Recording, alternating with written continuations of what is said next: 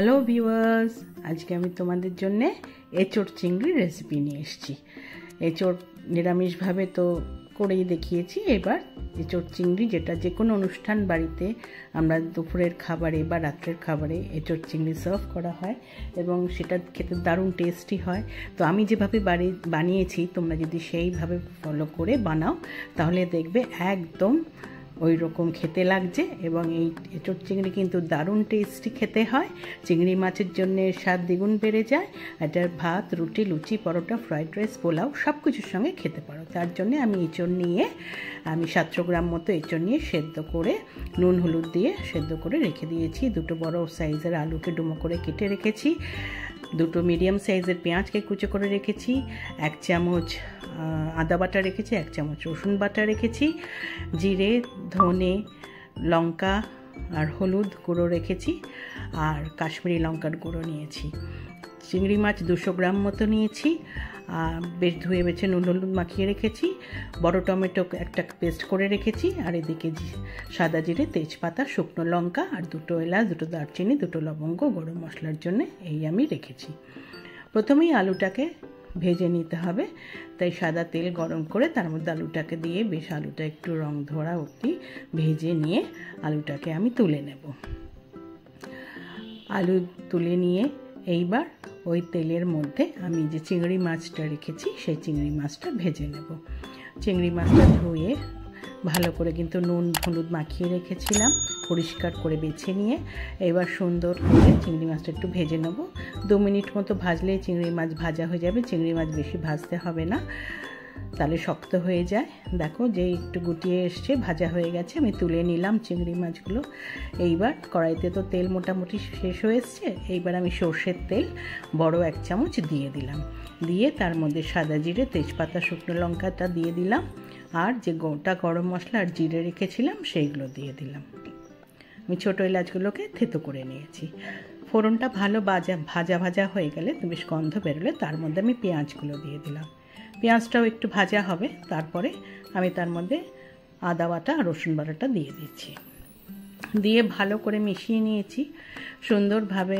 আদা, পেঁয়াজ, রসুন ভাজা হলে তার মধ্যে যে টমেটোটা আমি পেস্ট করে রেখেছিলাম সেটা দিয়ে দিলাম। দিয়ে সেটাও মিলিয়ে নিচ্ছি সুন্দরভাবে। টমেটো পেস্টটা মিলে গেলে তার মধ্যে এবার যে মশলাগুলো রেখেছিলাম, জিরে, ধনে, হলুদ আর কাশ্মীরি লঙ্কার গুঁড়ো, সেগুলো একটু জল দিয়ে পেস্ট করে আমি দিয়ে দিলাম। বাটিটা ধুয়েও একটু জল দিয়ে দিলাম। মশলা ভালো করে মিশিয়ে নিয়ে তার মধ্যে আমি বড় 1 চামচ নুন দিয়ে দিলাম আর 1 চামচ চিনি দিলাম। দিয়ে ভালো করে মিশিয়ে নিচ্ছি। চিনিটা কিন্তু দিতে হবে, চিনি না দিলে এঁচোড় চিংড়ির কিন্তু টেস্টটা ভালো হবে না।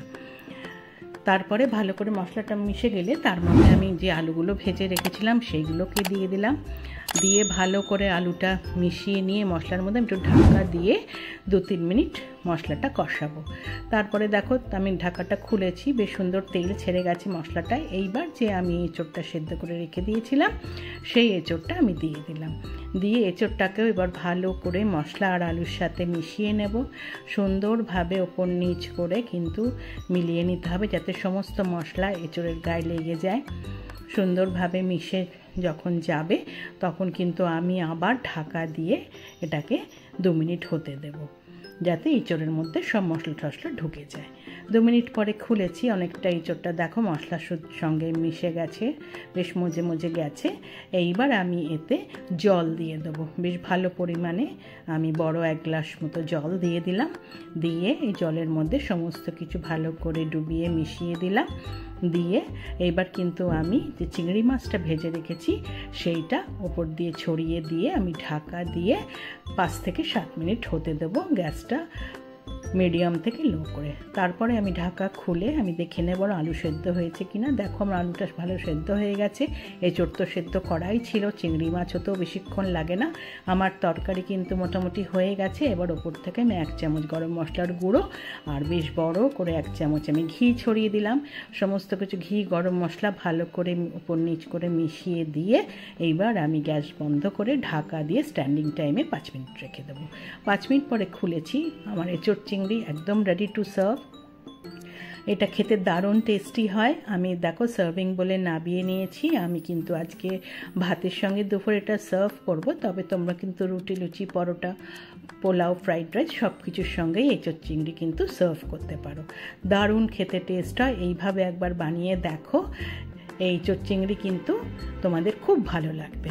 রান্নাটা যদি তোমাদের ভালো লেগে থাকে একটা লাইক করো, কমেন্ট করো, শেয়ার করো। যারা এখনও আমার চ্যানেলটা সাবস্ক্রাইব করোনি প্লিজ সাবস্ক্রাইব করে দিও।